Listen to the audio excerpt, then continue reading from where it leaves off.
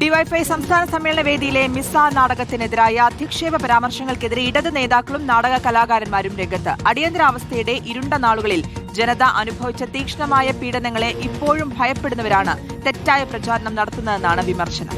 ഇപ്പോൾ ഉയർന്നുവരുന്ന വിമർശനങ്ങൾക്ക് പിന്നിൽ രാഷ്ട്രീയമെന്ന് നാടകത്തിൽ അഭിനയിച്ച ചിന്നു ചിലങ്കയും പ്രതികരിച്ചു. ഞാൻ ഇതിനെ പ്രതീക്ഷിച്ചിരുന്നു, തീർച്ചയായും പ്രതീക്ഷിച്ചിരുന്നു. പക്ഷെ ഞാൻ ഒരിക്കലും ഇതിനെ വ്യക്തിപരമായിട്ട് എടുക്കുന്നില്ല. ഇത് കൃത്യമായ രാഷ്ട്രീയമാണ് ഞാൻ പറഞ്ഞത്. ആ രാഷ്ട്രീയം ആർക്കാണോ പൊള്ളേണ്ടത്, ആർക്കാണോ ഇത് മുറിവേൽക്കുന്നത്, അവർക്ക് കൃത്യമായിട്ട് മുറിവേറ്റിട്ടുണ്ട് എന്ന് തന്നെയാണ് ഞാൻ മനസ്സിലാക്കുന്നത്. അത് തന്നെയാണ് ഈ അപവാദ പ്രചരണത്തിന്റെ പുറകിൽ നടന്നുകൊണ്ടിരിക്കുന്നതും. ഞാനിതിൽ സന്തോഷിക്കുകയാണ് ചെയ്യുന്നത്. കാരണം ഞാൻ പറഞ്ഞ രാഷ്ട്രീയം കൃത്യമായ ഇടങ്ങളിൽ എത്തിയിട്ടുണ്ട്. ഡിവൈഎഫ്ഐയുടെ സംസ്ഥാന സമ്മേളനത്തിനോടനുബന്ധിച്ചിട്ടുള്ള പരിപാടിയാണ് തൃശ്ശൂരിൽ നടന്നത്. അത് ഞങ്ങളുടെ 9ാമത്തെ വേദിയാണ്.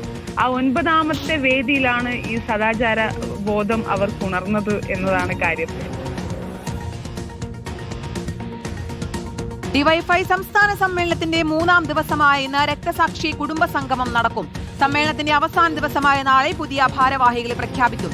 റാംഷാ CP ഉണ്ട്. റാംഷാ, ഈ നാടകത്തിന്റെ ഒരു ഭാഗം മാത്രം മുറിച്ചുമാറ്റി അതിൽ ആവശ്യമില്ലാത്ത പാട്ടും മറ്റും കയറ്റി ഇൻസ്റ്റഗ്രാമിലും ഫേസ്ബുക്കിലും അടക്കം സമൂഹ മാധ്യമങ്ങളിൽ അധിക്ഷേപം ഇങ്ങനെ വാരിയെറിയുകയാണ് പല ആളുകളും. വലിയ തരത്തിലുള്ള വിമർശനം ഉയരുന്നുണ്ട്, അധിക്ഷേപ പരാമർശങ്ങൾ ഉയരുന്നുണ്ട്. ഇതിൽ കൃത്യമായ മറുപടിയാണ് നാടക കലാകാരന്മാരുടെ ഭാഗത്തു നിന്നും ഡിവൈഎഫ്ഐയുടെ ഭാഗത്തു നിന്നും ഒക്കെ ഉണ്ടായിരിക്കുന്നത്. എങ്ങനെയാണ് ഇതിനിപ്പോൾ ചെറുക്കാൻ തീരുമാനിച്ചിരിക്കുന്നത്?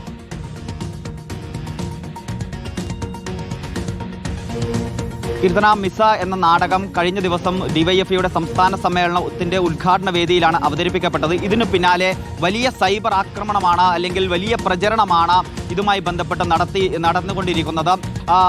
ഈ നാടകത്തിന്റെ ചില ദൃശ്യങ്ങൾ മാത്രം എടുത്തുകൊണ്ട് ഇപ്പോൾ സൂചിപ്പിച്ചതുപോലെ ഈ നാടകത്തിൻ്റെതല്ലാത്ത ചില ശബ്ദങ്ങൾ കൂടി ചേർത്ത് വെച്ചുകൊണ്ട് അശ്ലീലകരമായ നിലയിലുള്ള പ്രചരണങ്ങൾ സോഷ്യൽ മീഡിയയിലൊക്കെ നടന്നുകൊണ്ടിരിക്കുകയാണ്. ഇതിനെതിരെ വലിയൊരു പ്രതിഷേധവും ഇപ്പോൾ നാടകരംഗത്ത് നിന്ന്, സാംസ്കാരിക മേഖലകളിൽ നിന്നൊക്കെ ഉയർന്നു വരികയും ചെയ്യുന്നുണ്ട്. ഇതുമായി ബന്ധപ്പെട്ട നാടക പ്രവർത്തകർ വലിയ പ്രതിഷേധമാണ്. അതായത് അടിയന്തരാവസ്ഥ കാലത്ത് ഉണ്ടായിരുന്ന കറുത്ത ദിനങ്ങളെ ഭയപ്പെടുന്ന ആളുകളാണ് ഇപ്പോഴും ഇതിനെതിരെ ഇത്തരത്തിൽ പ്രചരണം നടത്തിക്കൊണ്ടിരിക്കുന്നത് എന്നതാണ് ഈ നാടക പ്രവർത്തകർ ഇതുമായി ബന്ധപ്പെട്ട് പറഞ്ഞത്. നമുക്ക് ഈ നാടകത്തിലെ കലാകാരിയായിരുന്ന ചിന്നു ചിലങ്ക പ്രതികരിച്ചത് നമ്മളിപ്പോൾ കേട്ടു. തന്റെ രാഷ്ട്രീയമാണ്, കൃത്യമായ രാഷ്ട്രീയമാണ് താൻ നാടകത്തിലൂടെ അവതരിപ്പിച്ചത്. ആ നാടകത്തിന്റെ രാഷ്ട്രീയത്തെ ഭയപ്പെടുന്ന ആളുകളാണ് അതിനെതിരെയുള്ള പ്രചരണങ്ങൾ നടത്തുന്നത്. അതായത് അടിയന്തരാവസ്ഥ കാലത്തിന്റെ കറുത്ത ദിനങ്ങളെക്കുറിച്ചുള്ള മിസ നിയമത്തെക്കുറിച്ചുള്ള ഒരു പ്രമേയത്തിലാണ് ഈ നാടകം അവതരിപ്പിച്ചത്. ആ നാടകത്തോടുള്ള എതിർപ്പാണ് ഈ ദുഷ്പ്രചരണങ്ങൾക്ക് കാരണം എന്നതാണ് ഈ നാടക പ്രവർത്തകരും പറയുന്നത്. ഏതായാലും ഡിവൈഎഫ്ഐയുടെ സമ്മേളനം പുരോഗമിക്കുകയാണ്. ഇന്ന് 3ാം ദിവസമാണ്. ഇന്ന് രക്തസാക്ഷി കുടുംബ സംഗമം നടക്കും. MV ഗോവിന്ദൻ, CPM-ന്റെ സംസ്ഥാന സെക്രട്ടറി MV ഗോവിന്ദനാണ് ഈ രക്തസാക്ഷി കുടുംബ സംഗമം ഉദ്ഘാടനം ചെയ്യുക. അതിനോടനുബന്ധിച്ച് തന്നെ ഒരു കവി അരങ്ങ് ഉൾപ്പെടെയുള്ള സംഗീത സദസ്സ് ഉൾപ്പെടെയുള്ള കാര്യങ്ങളും നടക്കുന്നുണ്ട്. കവി മുരുകൻ കാട്ടാക്കട ഇതിൽ മുഖ്യാതിഥിയായി പങ്കെടുക്കും എന്നതാണ് നമുക്ക് മനസ്സിലാക്കാൻ കഴിയുന്നത്. നാളെയാണ് സമ്മേളനം സമാപിക്കുക.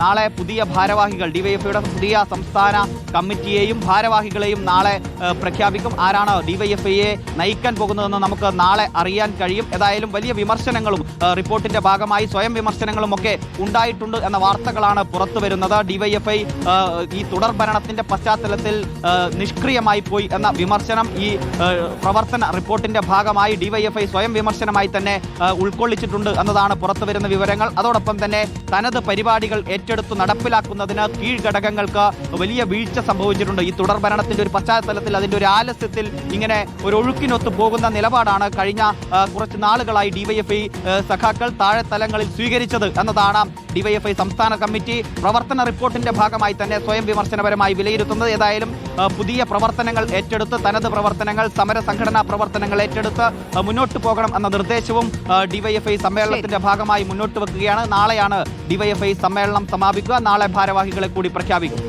ശരി, റാംഷാ CP ആണ് വാർത്തയുടെ വിശദാംശങ്ങൾ നൽകിയത്.